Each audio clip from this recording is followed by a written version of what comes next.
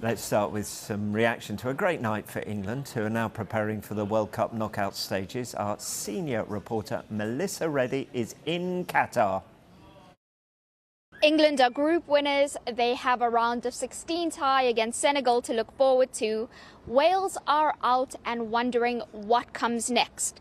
To get stuck into those points, I have Gary Neville with me. Gary, to start off, how nice is it to see Marcus Rashford look more like himself again, confident, and his abilities just coming to the fore? Yeah, that's been like that, I think, for a good few months, maybe 6 months at Manchester United now. He's back on it. I think that period in his life through lockdown where he achieved so much off the pitch, and then it's hard because that focus, I played with David Beckham, who had that off the field focus at times, whether it was in his early sort of parts of his career, obviously when he started going out with Victoria, and he had to cope with that off the pitch scrutiny all the time and that off the pitch sort of, if you like, phenomenon. And Marcus had that for a couple of years, whereby that will have just brought a pressure. I don't like using the word distraction, because distraction suggests that it was a negative, and actually what he was doing was incredibly positive. Yeah. But it does, I suppose, in some ways come away from the focus of football, because if your mind's taken away to something else, you're not focusing on your control, your passing. You think you are, but you're not. You know, we've all been there in our lives where we've had a personal issue or something that takes our focus away, and your football's just not quite the same. Marcus Rashford has got back to, I think, what he does. I think he's simplified his life. He's still achieving great things off the pitch, but in a more measured manner. It doesn't seem as full on. And then I think on the pitch, we're now starting to see Marcus Rashford. There were people in the last 12 to 18 months who said Marcus Rashford needed to be sold by Manchester United. That was never bought into by me. Manchester United never could sell Marcus Rashford. He's a massive talent. Yeah, he can improve, he will continue to improve, but it's great to see him in an England shirt. I worried a little bit in the first half when he missed that chance, and I thought, I wonder whether that would play on his mind, but I was delighted that he got the 2 goals in the second half, and that I think he's pushed himself, I think, into a position whereby he's the one I think will start on Sunday. Yeah. He's the one I think guaranteed to start on that sort of wide position, with obviously Harry Kane will play in the middle, but it's that other side that I'm not sure who will take the position. Speaking of that, Phil Foden, a lot of pressure on him actually going into that game, because there was such a clamour for him to start, and then that could force your game or make you do things that you ordinarily wouldn't do, because that would be in focus. How do you think he handled? I thought he did really well, because I think that, there was pressure on him. I think from the moment that sort of that game finished, there was massive focus from everybody, it felt like, on Phil Foden, and on Gareth obviously as well, to sort of get him involved. It's right that he was involved. Phil Foden has got the precision of a central midfield player in his passing, but plays wide. He can beat a man, he can score a goal. We saw that last night. Some of the runs that he made were fantastic. He won the free kick for obviously Marcus Rashford's goal. I would keep those 2 in at the moment, but I love Raheem Sterling, I love Saka as well, so I couldn't really, to be fair, complain if any of them were in. Gareth obviously has Raheem Sterling's been a brilliant performer for Gareth Southgate, so it's really difficult to see what could happen, whether actually we could see maybe 2 of them play out of those 3 and one could drop in behind, and maybe... I really like Calvin Phillips' performance when he came on. I know he's not played for a long time, but I just thought he actually stayed on the ball. He actually, to be fair, took it on the half turn. He looked like he had that little bit of sort of imagination in midfield that he could get us started. And I know it was a different part of the game where it was more easy for us because we were up, but I thought he did really well, Calvin Phillips, when he came on. I know that Declan Rice and Calvin Phillips have played together before, and I just wonder whether that could actually happen, but Bellingham must start as well. So it's a great position for Gareth to be in. We've got so many talented players, but Phil Foden was really good. I thought Wales were poor, but I thought Rashford and Foden were the 2 outstanding players and looked most dangerous. On the point of Wales being poor, were you surprised at how much of a non-performance it was from them in large stages of the game? Yeah, having obviously seen them many times over the last 10 years and seeing the quality, seeing their verve, I thought they were awful. I thought they were really awful. I thought they were awful. What I would say is, I've got some sympathy with the game against Iran. That 1 o'clock kickoff, that heat that they had, I mean, I've been there.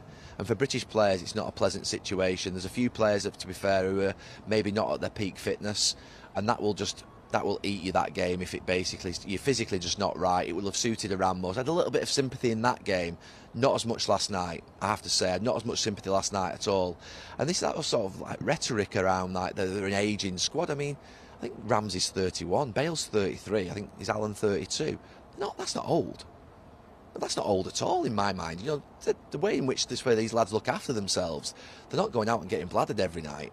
And so for me, I think like sort of, you know, 32, 33 is almost like sort of 28, 29, 10, 15 years ago.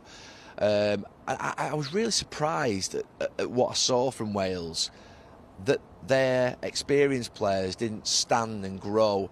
I thought before the game there'd be a sting in the tail. I just thought Bale, Ramsey, not so much Allen, to be honest with you, because I don't think he's got the sort of match-winning moment in him. But the other two, I thought, they're going to have been waiting for this moment. They're going to have been thinking for 3 days, this is it, this is our swan song. We're going to go and basically sort of, if you like, you know, show England what we are. And I saw nothing all the way through the game. I thought they were really poor. That doesn't take away from what England did. And that's part of where I'm at with England, is they've done what they've had to do in this group against not the best opposition. Is that a good thing because they're growing into a tournament? They've done everything they have to do and they've been professional, they've won the group. Or are they going to be getting a little bit of a shock when the stepping quality goes up and they've not been quite there at that level in the group phase? So, well, interesting. They've got a lot of experience, our lads. They've been in tournaments before, but that Senegal is a big step up on Sunday from what they've faced so far. You speak about the tournament management there, of which Gareth Southgate has done quite well. Yeah. Do you feel he faces a lot of unfair criticism? He does get unfair criticism. Of course he does. I mean, he's the best performing England manager we've ever had, apart from Alf Ramsey. Stop it there. I mean, for all the sort of, if you like, fashionable world-class managers we've had in the last 25, 30 years from all around Europe and in this country, Gareth Southgate's outperformed every single one of them by a mile. And his legacy with England is set by getting to the final and the semi-final. Yeah, that getting over the line will probably at some point be thrown back at him by many. It wouldn't be by me, who's been to 8 tournaments and got to a semi-final once and took 3 quarter-finals, been knocked out on penalties 5 times. I won't be the one that's sort of levelling at him. I'll be saying that he's had the most incredible England experience. You know, these teams like Argentina, Germany, Spain, France, Brazil, they're serious football players. I mean, they're unbelievable. Their squads are frightening, and they always have been. So for England to be in this sort of what would be category and in this company, it's down to Gareth and what the players have achieved. And so, yeah, absolutely, there is unfair criticism. And look, if they lose to Senegal on Sunday, he'll get a massive amount of criticism. He knows the game better than anybody.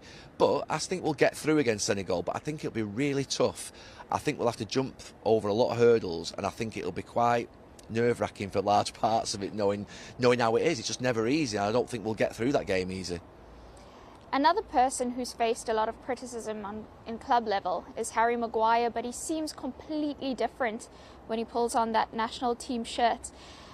Is it as much system for England, the fact that they're, more safety first, but also that he's had so many good experiences with the national team to draw on, where that hasn't been the case for Manchester United? Yeah, I think he feels loved more by England, maybe. I think he feels more at home. I don't think during my career I can think of one player who were playing better for their country than their club. Harry Maguire plays better for his country than his club. I think there are a number of players that basically feel that way. Raheem Sterling. I think you look at him that first game against Iran, that's better form than we've seen him for Chelsea this season. Just feels better, he feels at home, they've got a good group, they've got a manager who believes in them, who basically I think has selected them regularly. I didn't think Harry would play. If he was going to play, I thought he'd be left of a back 3. So for Harry to play the first games like he has, I think it's a massive success and gives Harry great. Harry's a really good player. Harry's a good centre-back. He's been brilliant in the last 2 tournaments. He's just had an awful time at United in this last 12 months. And United's a very unforgiving place. I know that from being there for 20 years. If you just don't get it right, and if something's not right, that place can eat you alive. It really can. And Harry's just getting that at this moment in time. But I think he'll come through it at United. Look at Marcus. Marcus has been through a difficult period at United where he probably thought, is my own club turning on me? Is my own city not mine anymore? Do I need to move somewhere else? But he's come out of it the other side. All I will say is that there are great players that I played with at Manchester United who went through the same sort of experience where it was tough for them for a period and they came through it and they're better for it and they're more resilient.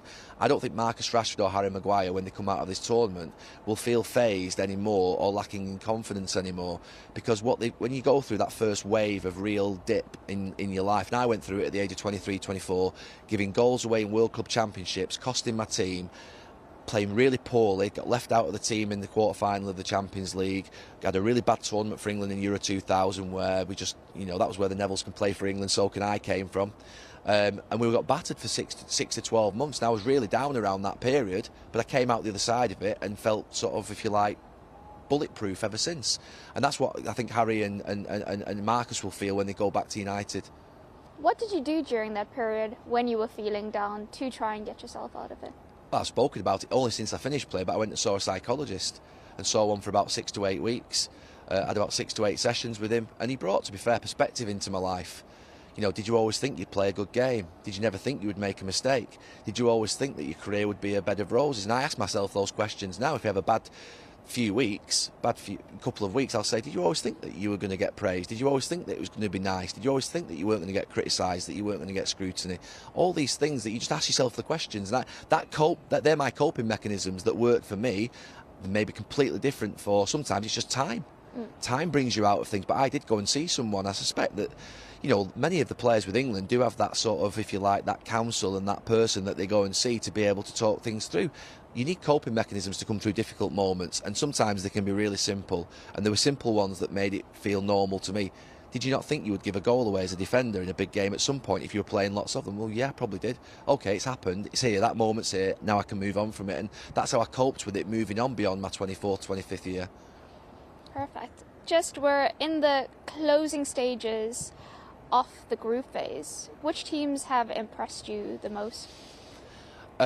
France, Brazil, yes. There's something about them. There's quality. Spain and Germany. That was the best game so far in the tournament. I want to say Spain have impressed me enormously, but just sometimes when you're playing against each other at a level, you drive each other's standards up. So that's why it was the best team in the tournament, because both teams were proactive, both went for each other, both were looking to win the game, and that drove the quality through the game. We're going to see more of that, obviously, as the games become higher quality in the sort of knockout phases, quarterfinals, semi-finals. So yeah, I think that at this moment in time, France, Brazil, Spain.